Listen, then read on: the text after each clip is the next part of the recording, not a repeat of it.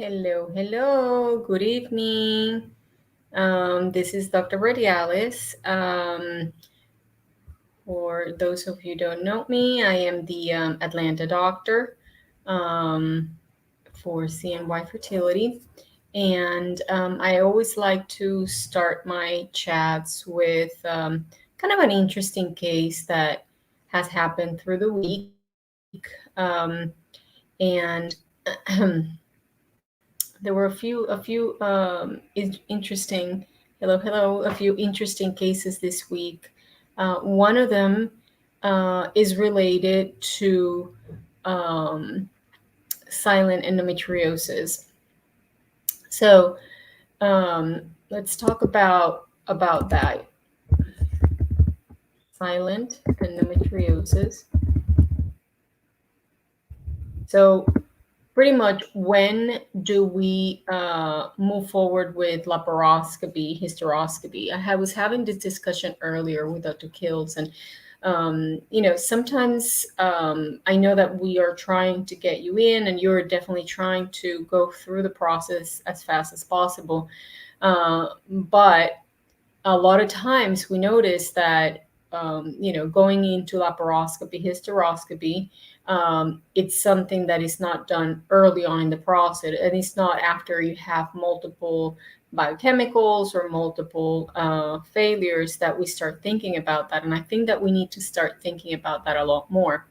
So silent endometriosis. A lot of times it is presented with either just very little pain or no pain at all. However, the person has a few things. One, there could be some tubal factor that has no other reason for existing. You've never had any sexually transmitted disease. There's no reason for you to have problems with your tubes, and we could be dealing with silent endometriosis.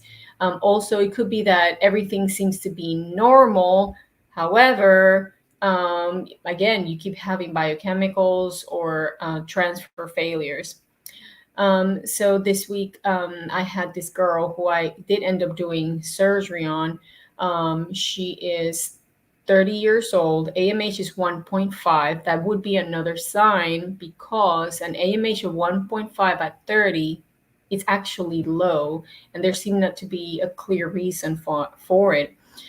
She was trying to do IUI with her GYN and came over and was trying to continue potentially doing IUI with us. But there was an incidental finding of a hydrosalpinx, so an engorged tube on one side that seemed to be blocked, and the other one was partially, or what seemed to be partially blocked.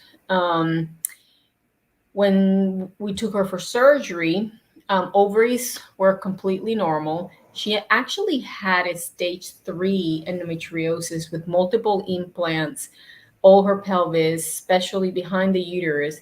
Both of her tubes were swollen with old blood, which is a characteristic of endometriosis.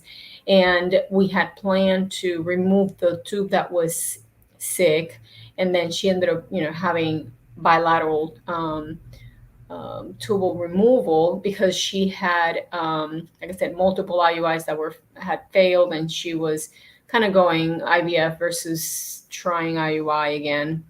So in her case, we're definitely moving into IVF. Her tubes, unfortunately, did not look very good at all. They were swollen, blocked, and full of blood. And then now that we have that information of her, knowledge is power. So now we can put her on Orlisa or Lupron, get that endometriosis to cool off before she moves into IVF. If you're not absolutely sure whether to do it or not, because I understand there's an additional cost, it is surgery, etc., then there is the Receptiva test. Now, the Receptiva test does not say that you have endometriosis. What it does, it indicates high likelihood. Endometriosis is still a pathology diagnosis. So the surgeon has to go in, take a sample, they look at it under the microscope, and then they determine that that is what we're dealing with. Okay. Okay. Alrighty. So, kind of going over a few of those issues. Um, in talking about that, so in her case, we're definitely going to do Orlisa for 1 or 2 months. I took out all of her endometriosis, but then there's still implants that could not be removed, or some implants that could be too small to be seen. So then we're going to do that before we move to the retrieval and then potentially transfer. Okay. Now, the other issue that I'm seeing is women that have had successful retrievals and then they're having the transfer issue again, and there's no obvious thing. Think about laparoscopy, hysteroscopy. I had 2 patients go through this, multiple failed transfers or biochemicals. You go in, find, even if it's mild endometriosis, you go and take it out, clean it up, wash that pelvis, maybe even do some more Lisa. And both ladies are pregnant right now after being on this journey for over a year. So the reason that I'm bringing this up is that I see it more and more often. And sometimes I think we have, unless there's a definitely an abnormality that we can pick up on ultrasound, sometimes we don't think right away about doing that laparoscopy and hysteroscopy to check for endometriosis or chronic endometritis. That's another one that's a big one that tends to be very silent. And we need to kind of think about it a little sooner rather than later. Okay. I'll go through some of your questions here. How do you find silent endometriosis? Again, if you want to do the least invasive, that would be the Receptiva test, which is something that can be done in the office, and it's an endometrial biopsy. That biopsy will show some markers inside the uterus that will point at the likelihood of endometriosis. And then if that's the case, you still have to do laparoscopy, or you jump into laparoscopy, which is minimal invasive surgery where you put a camera in your belly button and maybe 1 or 2 extra little holes. Okay. I am the Atlanta doctor. I am 45 minutes east of Atlanta in a town called Monroe. What is the percentage of IUI success for someone with unexplained infertility? Success rate for IUI in general is 15 to 20%, depending on the medication that you use, and depending on your age and the findings on the workup. You could be a great candidate for IUI, especially when you combine it with hyperovulation. Especially after 35, hyperovulation is not associated with complications and increase of multiples. There's always that risk of having twins. But if you use even injectables and IUI, where you make sure you're creating 2 to 3 eggs, it increases that chance even higher. Is skin in our tubes bad for the IUI, even if they're open? No. Once the tube is open, it could still work for IUI. The only downside is that you could be at higher risk of an ectopic pregnancy. Okay, if there's any tubal pathology, any tubal problems, you are always at high risk of a tubal pregnancy, which, it's not an ideal scenario. There's a few things that you could do if your tubes are partially blocked, like you said, narrow for whatever reason. I would encourage to do laparoscopy, because you can actually clear the tubes out if there's some mild adhesions around them that might be kinking them. Also, in the natural world, you can do enzyme therapy. Some of you are very familiar with the bromelain and the serapeptase. There's certain Chinese herbs that are anecdotally associated with opening the tubes and clearing scar tissue. Acupuncture in conjunction with that might help as well. And high volume PRP will help open up those tubes if they are just narrow. Can blocked tubes indicate endometriosis? Yes, yes, yes, yes, absolutely yes. If there's no reason for you to have tubal problems, we have to think about endometriosis. Is I would say it's the number one reason to have tubal problems with no other reason. The other one would be history of infection. Okay, sometimes even silent infection might cause issues with the tubes. But if you are absolutely sure, I've never had any sexually transmitted diseases, I've never had pelvic inflammatory disease, then we have to think about endometriosis. Is there any medication that can help me ovulate more? Absolutely. There is oral medication, either clomiphene or letrozole. And those will help with ovulation. Sometimes not as much, but it might cause to ovulate two eggs instead of only one.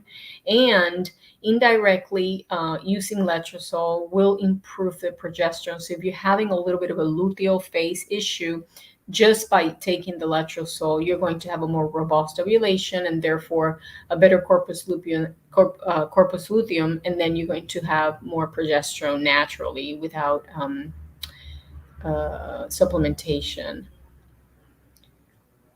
All right. PRP is platelet-rich plasma.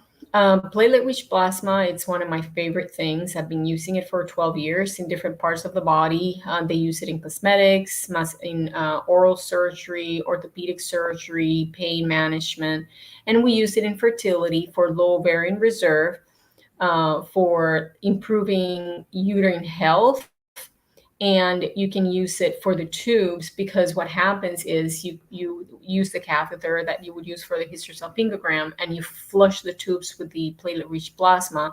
So then not only mechanically it can open them, but also it helps with releasing adhesions and allowing those tubes to heal with non-sclerotic collagen. My tubes are tied and burned. What should I do? So if you had your tubes tied and burned by sterilization, that's a different thing. You have the choice of doing IVF, which is in vitro fertilization, and bypassing the tubes altogether, or depending if you are a good candidate for a tubal reversal, you can go through surgery to try to fix your tubes. If you have had a complex cyst measuring 3.8 centimeters and it's hemorrhagic, can I still go ahead with IVF, or do you have to remove it? You can. The challenge of moving forward with IVF and cysts, that sometimes that ovary will not make as many eggs, especially if the cyst is large, or it's a hormone producing cyst. Would endo be seen when you have a DNC or an open myomectomy? An open myomectomy, yes. Anytime you go into the belly, you'll be able to see it. Now, a dilatation and curettage it's you don't go into the pelvis, so you will not be able to see it unless you send a sample to with the receptiva that I was talking about. Do you need a cycle for PRP? No, actually, we do have patients that use platelet-rich plasma for like uterine lining, and they're in menopause. They're going through IVF with donor eggs, and you can use it with or without cycles.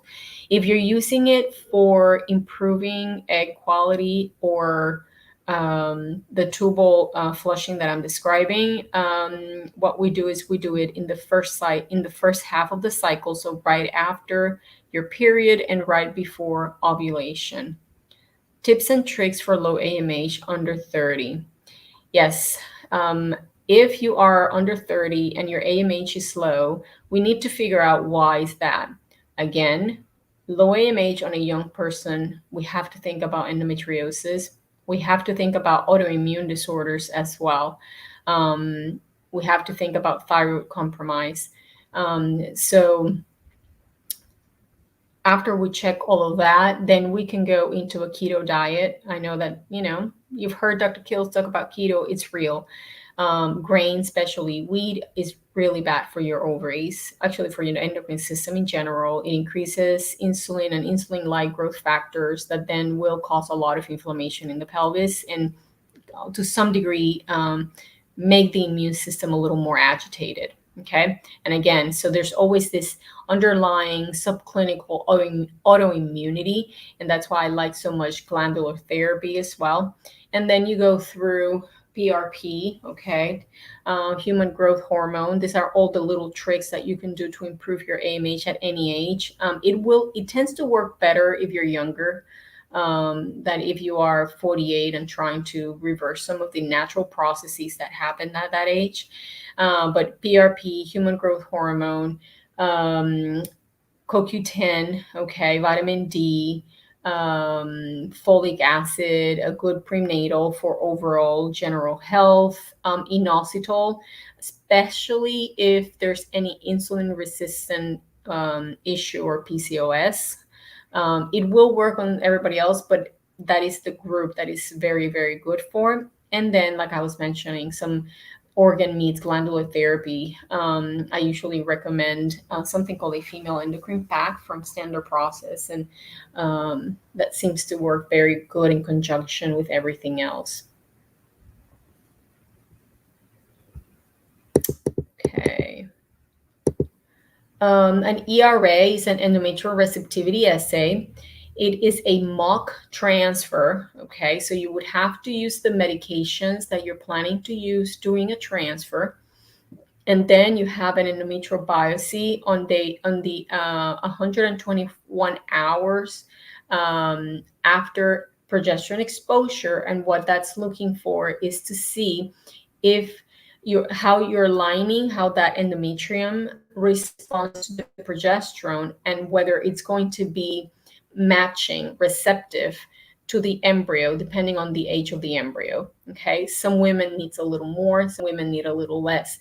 80% of women will be kind of matching. Okay, so they will, it is not going to be skewed, but you have 20% where some need more, 12 hours or even a whole day, more or less progesterone to match the appropriate receptors for the embryo. I am currently on carbidoline for lowering my prolactin level. Do you know how soon will it work? If your prolactin is 25, that's not that bad at all. Actually, that's high normal. On people that have to do the carbidoline for high prolactin, usually within 3 to 4 weeks, it is in normal range. I have low AMH, high FSH, but I'm 40. What do you do for high FSH?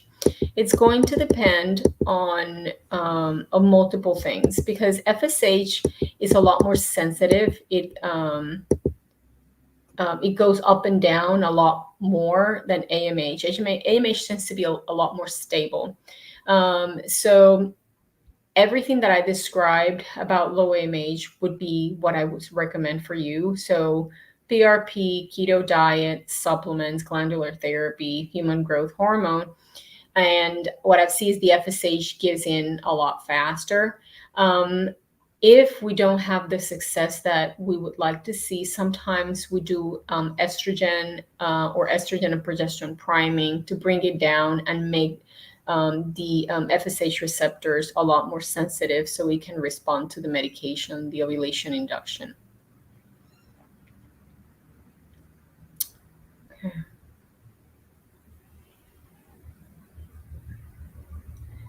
Alrighty. Just had a second failed PGS normal embryo, did a modified natural embryo tube, but didn't stay. Yes. Again, Brittany, several things. Unfortunately, PGS testing,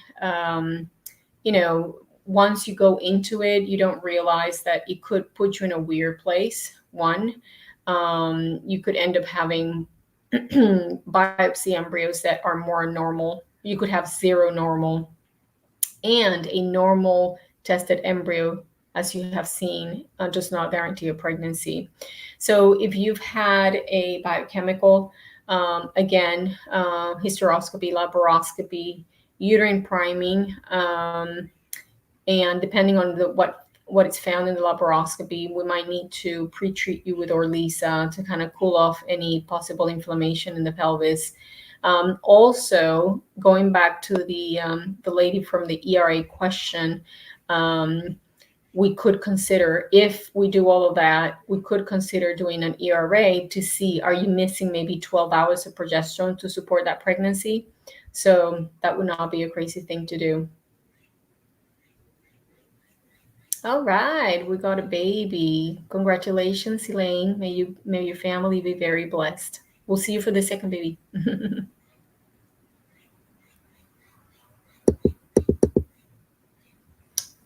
Okay.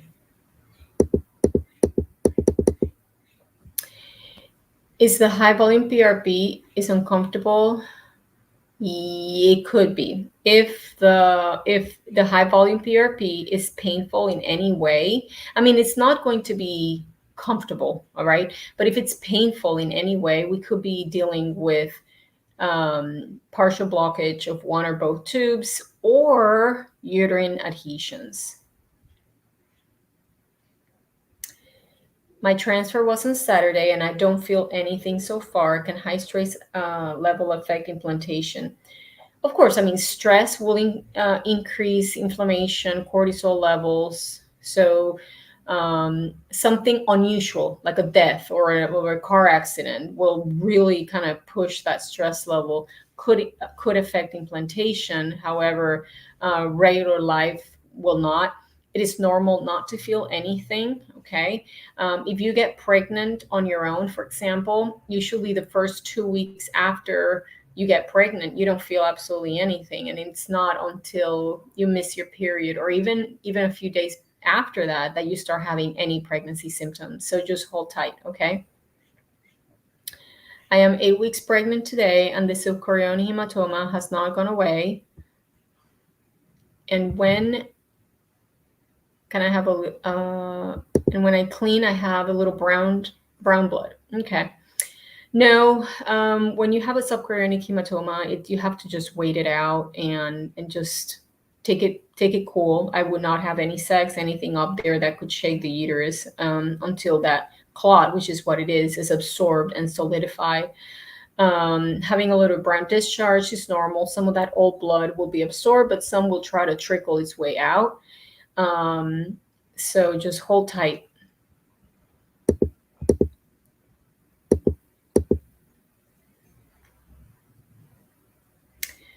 All right, I did IVF 925, no success 5 days ago. I finished my period. I have 2 days. I have little blood. Next month, I have an appointment to perfect. Wonderful. I think that's a great thing to do. Have you seen success rate with a 2-cell or a 5-cell embryo transferring those in March? Yes, I have. I have seen, that's the beauty and the crazy thing about this world that we are in the IVF world. I know that a lot of you get super worked up about whether the genetic testing or the grade of the embryo. And at the end of the day, none of that kind of matters a lot.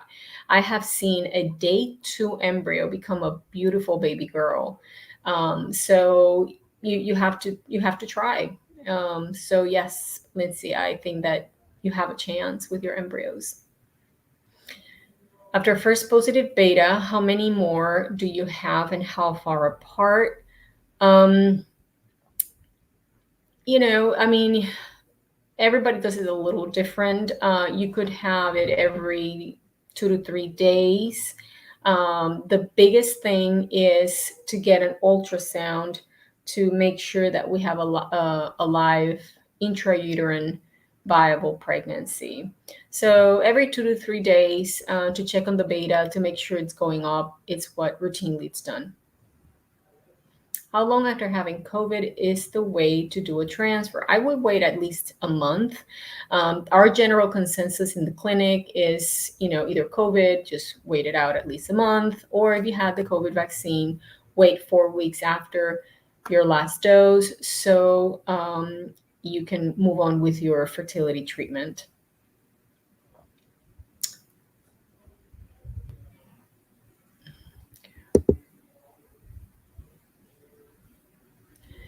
I did do an ERA showed, you see, 12 extra hours were needed, but I didn't think that mattered in a natural cycle using inserts.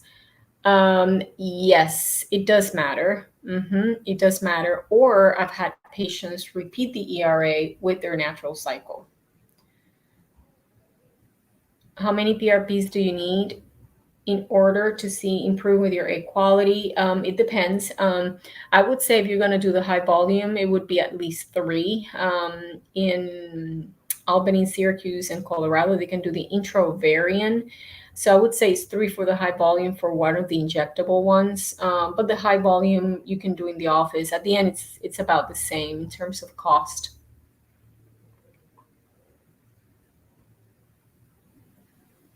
Okay.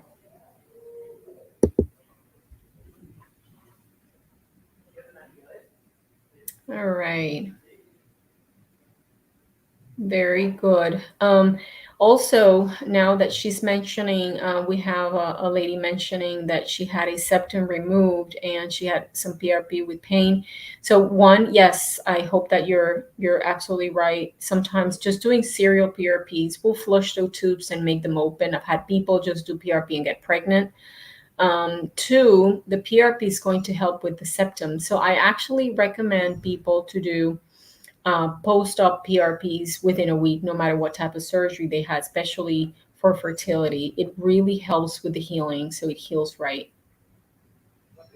Can an ERA be done at the same time as a laparoscopy? Um, mm, I guess if it's well programmed, it is not routinely done at the same time as laparoscopy, but I guess it could be. The only problem is that usually laparoscopy is on the hospital or the clinic schedule, and the ERA is really strict of when you have to do the biopsy. So matching those two things might be a little complicated.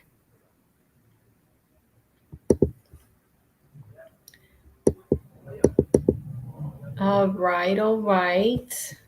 I'll do one more question. What does 145 plus minus progesterone hours mean in an ERA test? That means that you need a whole day. You need an extra day for progesterone to get that lining to be appropriate for an embryo transfer or your embryos, really. So I'm planning to do a hysteroscopy. Um, and will that detect endo? No, you have to do the laparoscopy. And I usually recommend people that if there is a few issues that are not adding up, just like what I've been talking about just now, you're going to go under anesthesia with a hysteroscopy, just add the laparoscopy in, and that will give you a lot of information. And the very least, it's going to give you a clean pelvis. There's some studies that show that just the process of doing the laparoscopy and clearing things out and washing the pelvis sometimes improves outcomes because the majority of cases, like I was saying, of unexplained infertility, of infertility overall, is subclinical autoimmunity and inflammation. And the solution to pollution is dilution. So you're going to have all those cytokines and all those inflammatory proteins and factors in that pelvis that just by washing them out could give you that little tilt in your favor. Can intraovarian PRP be done at time of retrieval? Yes, it can. Yeah, I've done it up in Syracuse when I'm up there. Okay. My septum was removed in 2019. Will PRP help now? Yes, it can. You might want to, do some enzyme therapy and do some uterine priming if there's any issues. If you have issues with implantation, you might want to kind of step back and do serial PRPs with supplements and enzymes to try to get that uterus to be in optimal health. And acupuncture. Acupuncture gets all that blood flowing down there. So then the more blood you have over there, better health, because there's going to be more healing factors going into that area. All right, all right. Well, have a blessed rest of your week. I will see my English crowd in 2 weeks. May you all be blessed. If you need to reach me, you can do that through my Facebook page. Maribel Verdiales, MD. Bye bye.